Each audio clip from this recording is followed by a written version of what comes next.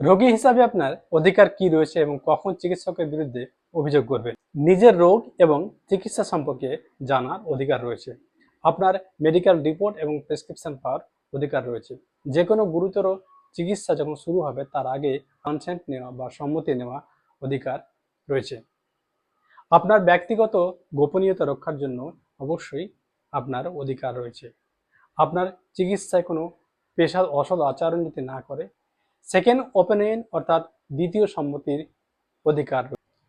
সম্মানজনক এবং বৈষম্যহীন চিকিৎসা পাওয়ার অধিকার রয়েছে। কখন চিকিৎসকের বিরুদ্ধে অভিযোগ করবেন?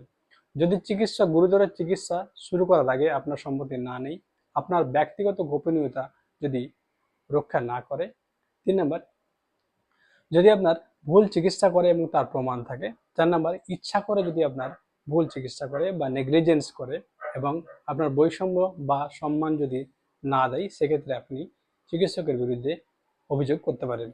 এছাড়া যদি আপনার চিকিৎসা অবস্থায় অসৎ আচরণ করে, তাহলে সেক্ষেত্রে আপনি চিকিৎসকের বিরুদ্ধে অভিযোগ করতে পারেন।